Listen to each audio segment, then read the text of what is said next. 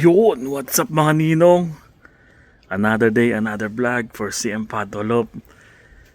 Ngayon ay umaga na. Grabe, napaginaw. Nanginginig ako sa lamig mga ninong. Ayan ang ating update ngayon. Tanyo temperature. Diyan na lang kayo magbase kung ano yung nakikita nyo na yan. At sobrang ginaw. Okay. Umpisa na natin ang vlog niya mga ninong. Sinarado ko may pinto at masyadong maginaw. Hindi ko na kaya. Ito mga ninong. Yung suot natin. Isang makapal yan. Tapos ito yung lagi na pang gamit dito sa loft. Sobrang ginaw. Dito sa loft natin ngayon. At nagpo-frozen yung lahat ng nung mga drinker nila lahat. Buti na lang at yung heater natin gamit natin top and rough. Ando pa rin, malakas pa rin. Tapos yung gripo natin dito nag-freeze na din. So nagigib tayo sa loob ng ng tubig na gamit nila. So yun nga, pasok na tayo dito mga ninong sa loob. Ayan, kung napapansin nyo. Yung mga sitting pretty. Medyo mainit dito eh.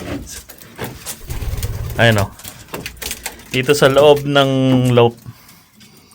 Medyo mainit ng konti. 52. Dito sa loob ng loft. Ngayon. Pero ang temperature natin, dito sa loob yan, ito yung 52. Ito yung temperature natin. Pakita ko sa inyo. Yan. Yan yung temperature sa labas. Tapos, ayan na mga ninong yung stock board natin. Nandito. Ayan. Ayan. Yan sila. Hindi pa tayo lilinis. Oh, kapal na nun. Oh. Tsaka yun nandun. Ayun. Durungtungan na yun. Oh. Kapal na.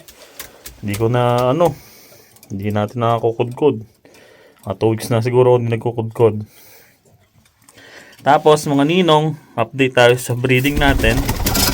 Ayan, meron na yung itlog. Meron yung itlog na nandito. At saka yun nandun sa baba. Yung dalawa na to, wala. Hindi pinuntahan. Tapos, naglagay tayo naman ng itlogan dito. Saka dito. At merong gustong mangitlog. Alam mo na kung sino yung nandyan. Yung dating nandyan din. Kung matatandaan nyo yung Go Ed 4 natin. Ayan, ito ang dalawang tawag ko dyan. Ito, yan. Go Ed 4 yan tawag ko dyan. Tapos ito. Ito. Yun. Yung Grizzle Go Ed 4 tawag ko dyan. Pangyaya natin yan na mag-iitlog sila ngayon. Tapos, meron tayong bagong ibon na dumating. Ere. Yan. Ito mga ninong. Yan. Ano natin yan. I-review natin yan sa susunod na video natin.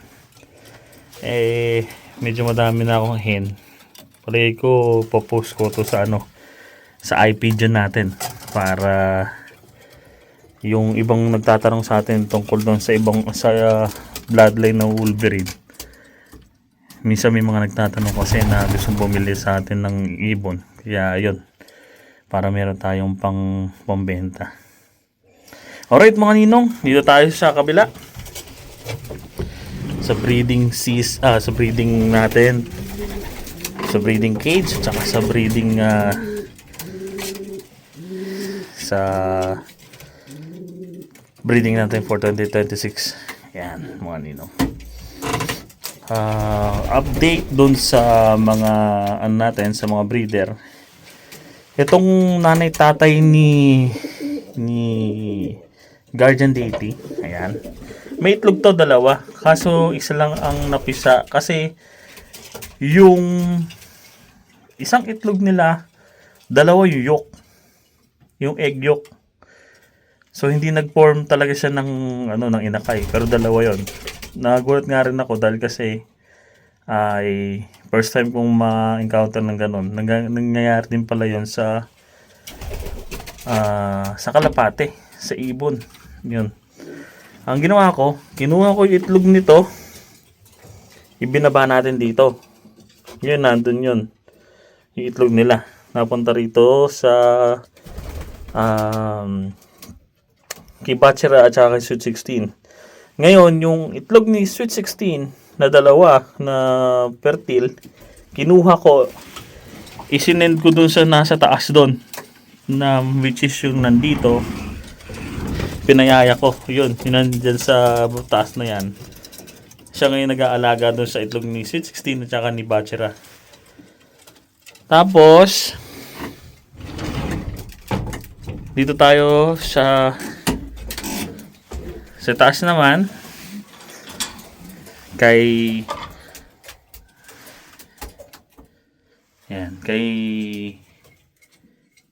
Guardian Lady at saka kay ano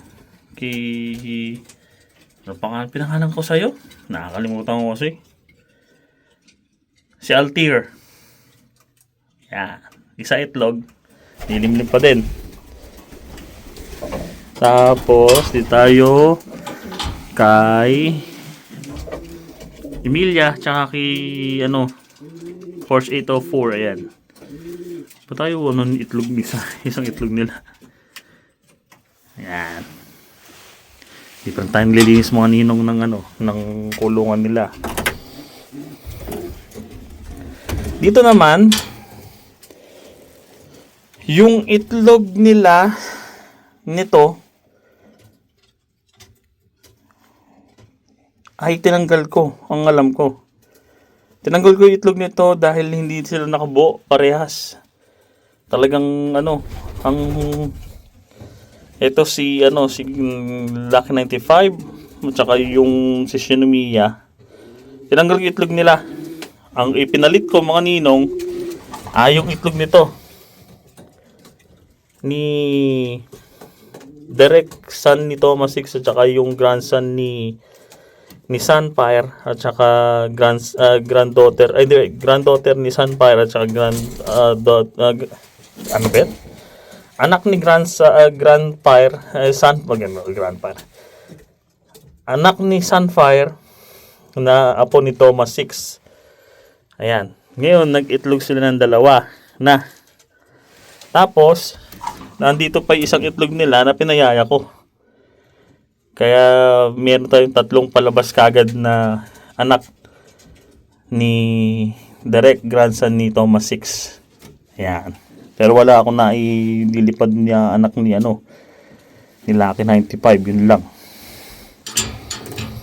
Tapos so baba naman ay yung inbreed Thomas 6 natin. Tapos yung inbreed Lucky 13. Isa lang din ng na fertile sa kanila na itlog. So, tapos mga ninong, dito naman tayo sa taas. Ay, pisana mga ninong. Ay, grabe. Ayan mga ninong, may pisana tayo itlog pala. Ayan. Nagulat pa nga. Ayan mga ninong, yung lalaki, ito lalaki, inbreed Thomas 6 yan. Tapos ito si Hanabi. Si Hanabi ay anak ni Wolverine. GFL 145, tsaka ito yung Baptista number 51. At may pisa na silang itlog. Ayun o. Laki. Tingnan natin itong isa na ito kung may pisa pa. Kung may pisa pa mga ninong, ayun o. Yun o, may crack na. Yun, thank you Lord. Meron na silang pisa-isa, yun o. Grabe. Yun o, mga ninong, nakikita nyo, yun o. Puti yung tuka. Tanggalin natin to, papakain natin sa kanila.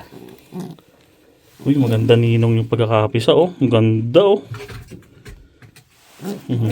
Kaya pala, ang lakas sa tubig. Nagtubig pala sila kanina. Ayan. Tapos mga ninong, ito nga sa baba, may dalawa na silang itlog. Ayan. Yung Thomas 6 natin. Inbreed ang labas niyan. Ililipat ko din. Tatry natin maglipad ng mga inbreed ng Thomas 6. Tatry natin. Ayan. Yan yung itlog niya. Dalawa. So, hanggang dito na lang mga ninong yung update natin sa vlog at masyado nang malamig. At maraming salamat sa panonood. Big shoutout nga pala sa kapartner ko. Ayan. Meron tayong kapartner na subscriber natin sa CM Padolop.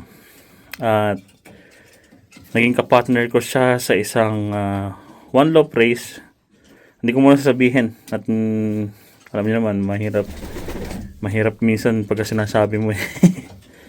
At big shoutout sa iyo yung ka-partner ko. Maraming salamat at pinagkatiwalaan mo ako sa ibon natin dun sa Florida Derby. At many more to go yung sa partnership natin. Maraming salamat. At maraming salamat sa panonood mga ninong. Peace! Adios mga ninong.